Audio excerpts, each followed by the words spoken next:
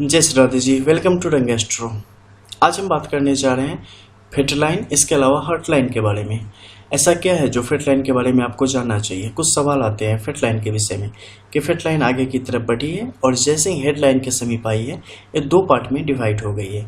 First इसका जो part है वो हमेशा की तरह आगे की तरफ बढ़ रही है और जुपिटर की तरफ चलती चली जा रही है। वहीं जो इसकी दूसरी शाखा है सेकंड पार्ट, उस सन की तरफ बढ़ती चली जा रही है या सैटर्न की तरफ बढ़ती चली जा रही है या हेडलाइन के इस क्षेत्र में आके खत्म हो गई है। इसका क्या मतलब है?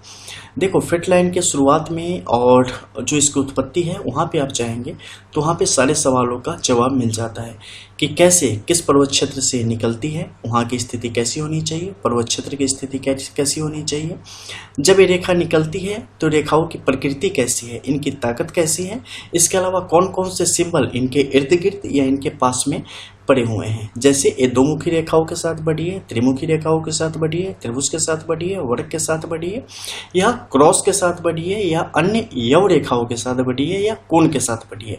क्योंकि जिसके साथ बढ़ेगी इसे आप संगति की तरह ले सकते हैं, यानी कि पर्वत क्षेत्र, यानी कि किस कुल में जन्म हुआ। कुल के जैसे संस्कार होंगे वैसे संस्कार इस रेखाओं पर आएंगे जैसे किसी व्यक्ति पर आते हैं। उसके बाद मैंने बात करी रेखाओं की, दो मुखी रेखा थी, त्रिमुखी रेखा थी, वर्ग था, वगैरह था, यानी कि संगति कैसी थी, किस प्रकार की संगति में ये रेखा आगे बढ़ी है। उसके बाद जब ये आगे बढ़ी है तो इसका जो बेस में जो इसके साथ जुड़ी हुई चीजें थी वही इसके विकास में अहम योगदान देने वाली है। कैसा कुल, कैसी संगत, उसी के अनुरूप ये जीवन में जातक के लिए बेहतर परिस्थितियों का निर्माण करेगी। अगर वहां पे शुभ चिन्हों की स्थिति थी, पर्वत क्षेत्र शुभ था, तो उसके अनुरूप जातक को यहाँ पर बेहतरीन रूप से एक कार्य करता हुआ मिलेगा और जातक के जीवन में बेहतरीन पलों को लाने का काम करेगा। ये जिस भी पर्वत क्षेत्र की तरफ भ्रमण करेगा और जहां भी जाएगा वहां की जो अपुष्ट स्थिति होगी और वहां की जो निर्बलता होगी उसे भी सोखने का काम करेगा और जातक के लिए बेहतर परिस्थितियों का निर्माण करने के लिए मार्ग प्रशस्त करने का काम करेगा। अब बात आती है कि यहाँ पे आके दो मुखी हो गई है जबकि नीचे की अवस्था बिल्कुल सही थी।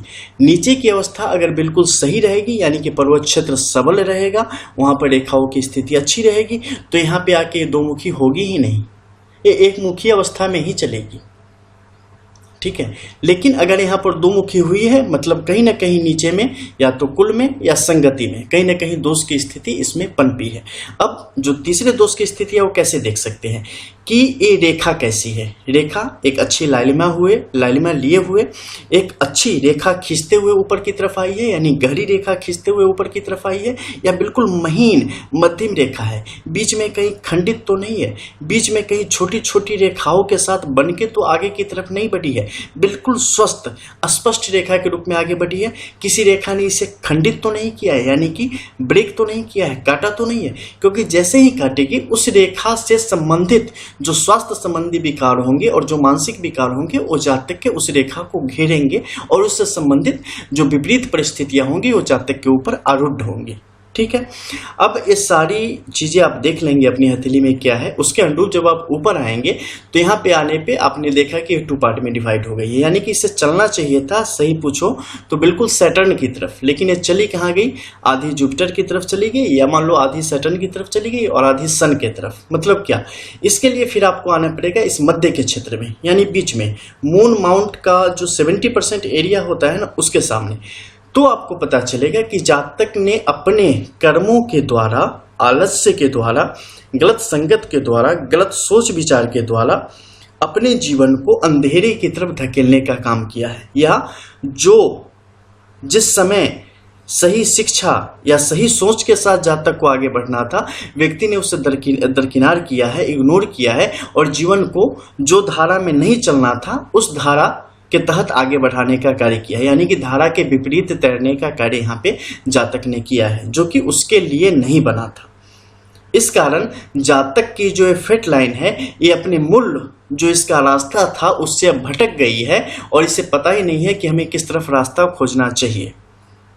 वैसी स्थिति में ये अपने मूल स्वभाव से बिल्कुल इतर हो जाती है और ऐसे भटकाव की स्थिति आ जाती है। मतलब केतु उस समय पूर्ण रूप से अधिकार कर लेता है, जिसके पास दो ही शक्ति है ज्ञान की, एक स्पर्श की, क्योंकि उसका धर वाला क्षेत्र है, यानी कि उसके पास आंख नाक कान नहीं है, तो सिर्फ वो महसूस कर सकता है या आत्मज्ञान से चीजों को प्राप्त कर सकता है। चूंकि संगत गलत थी, इसलिए क्या हो गया, आत्मज्ञान वहां पर लुप्त हो गया।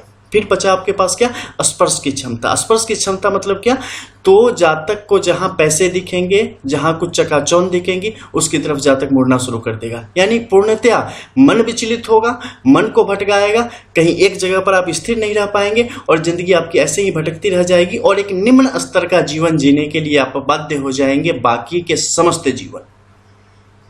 और जब भी ऐसी स्थिति आएगी, एक चीज गौर करना, आपका जुपिटर माउंट जो होगा उसकी हालत होगी बिल्कुल खराब। आपके शनि की जो स्थिति होगी वो होगी बिल्कुल डैमेज। आपके सन के इस माउंट पे कई सारी लकीरें होंगी, टेढ़ी टाढ़ी, ऊपर नीचे क्रॉस वगैरह की स्थिति तो निश्चित तौर पे एक होगी ही होगी, क्योंकि ये भटकाव को दिखाता है, एक जगह आपको स्थिर नहीं रहने देता। ठीक है, आर्थिक विपन्नता की स्थिति को बढ़ाने का काम करता है, पारिवारिक जीवन में भी समस्याओं को लाने का काम करता है। इसके अलावा शुक्र की स्थिति भी वहां पर आपके लिए मुश्किलों को बढ़ाने वाली होंगी। विपरीत लिंग की तरफ जो व्यक्ति का आकर्षण है वो अत्यधिक मतलब गलत तरीके से बढ़ने की स्थिति की तरफ प्राप्त होता चला जाता है। हाँ, कुछ लोगों में होती है कि भावनाओं को उभार के लाते हैं, कुछ लोग उनको अंदर ही अंदर रखते हैं। उसकी स्थिति आप मंगल के क्षेत्र से देख सकते हैं और चंद्र के क्षेत्र से देख सकते हैं कि किस तरीके से जीवन को एक तरीके से बांध देने का काम करता है, जीवन को एक गलत रास्ते की तरफ बढ़ा देने की स्थिति में ला देता है। अब यहाँ पे बात हो रही है कि जब दो रेखा है तो इन दोनों रेखाओं का प्रभाव किस तरीके से होगा। अगर एक सबसे ज्यादा जो मूल रेखा है 60% वो ऊपर की तरफ चली है सैटर्न की तरफ या जुपिटर की तरफ, और दूसरी चली है आपके सन की तरफ, तो इन दोनों का प्रभाव कब तक रहेगा और किस तरीके से रहेगा। जब भी जातक के जीवन के अगर शुरुआती दौर से हम मिला के चलते हैं तो जातक के जीवन के 29वें वर्ष तक जो प्रभाव रहेगा वो सन के इस क्षेत्र का रहेगा। उसके पश्चात उसका प्रभाव पूर्ण रूप से बाकी का जो भी जीवन होगा उसको प्रभावित करने का काम जो दूसरी रेखा होगी जो सैटर्न की तरफ या जुपिटर की तरफ जा रही होगी वो करेगी, क्योंकि उसके बाद व्यक्ति पूर्णतः पराधीन हो जाता है, पूर्णतः नियति के अधीन हो जाता है। उसकी जो छटपटाहट होती है वो पूर्णतः समाप्त हो जाती है, उसकी जो व्याकुलता होती है वो पूर्णतः खत्म हो जाती है। मंगल जनित जो दोष होते हैं वो पूर्णतः खत्म हो जाते हैं और उसके बाद पूरी तरीके से ये आपको ग्रस लेता है। यानी एक दलदल है जिसमें आप पैर मारते हैं, छटपटाते हैं एक खास समय तक, लेकिन आप जितना छटपटाते हैं उतना ज्यादा दलदल आपको अपनी तरफ खींचती चली जाती है और फाइनली अपने आप में आपको समेट लेती है और फिर कोई सारी छटपटाहट बंद हो जाती है, कोई हलचल नहीं होती, आप उसके अधीन हो जाते हैं। बिल्कुल उसी तरीके से ये रेखाएं पूर्णतः अधीन करने की स्थिति को दर्शाती है कि कैसे जिंदगी की सारी हलचल खत्म हो जाएगी और व्यक्ति एक जगह पे जाकर स्थिर हो जाएगा जो कि जो डिजर्व करता था उससे 3 गुना नीचे होगा, यानी कि चतुर्थ श्रेणी का जीवन स्तर उसका होता चला जाएगा। लेकिन इन परिस्थितियों में भी कुछ परिस्थितियां हैं जो कि जातक के लिए चीजों को बिल्कुल मतलब अप्रत्याशित रूप से बदल देने की क्षमता रखती है। वो कब होता है, देखो जीवन स्तर बदल जाएगा। मान लो एक घर में बड़े पूंजी वाले पिता हैं किसी के, उनका बेटा भी बड़ा लग्जरी लाइफ जीता है, बड़ी उसके पास कई सारी गाड़ियां हैं, जो भी भोग विलास की सामग्रियां होती है सब कुछ है, लेकिन क्या उसके किस्मत में है? नहीं, वो प्रारब्धवश मिला, क्योंकि नीचे कुल देखोगे कैसा था उसके अनुरूप, लेकिन वो उसका नहीं है। उसी तरीके से ऐसे जातक में कुछ समय में जब कोई खास ग्रह की स्थिति उसके लिए बहुत ही सुंदर हो जावे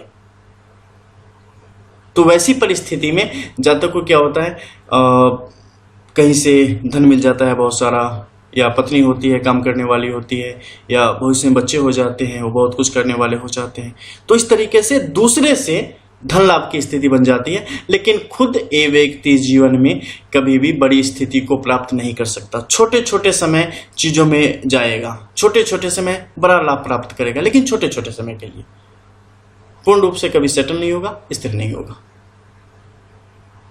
ऐसे लोगों को समय रहते हैं बहुत कुछ इससे संबंधित क्रियाकलाप होते हैं वो करना चाहिए। इसके अलावा जानते हो दोष जहां है ना वहां मुक्ति का उपाय भी है। जब तक मुक्ति का उपाय नहीं बनता है ना तब तक दोष नहीं बनता है। हथेली में भी देखोगे या कुंडली में भी चीजें मिल जाएंगी आपको। तो समय रहते बहुत सारी चीजें हैं जिनका उपाय किया जाता है। तो जब जीवन में कहीं फंस जाओ तो समय रहते जानो उन चीजों को सही तरीके से और फिक्स कर दो, आ जाएगी जिंदगी पटरी पे। मिलते हैं फिर, तब तक के लिए जय जय श्री राधे।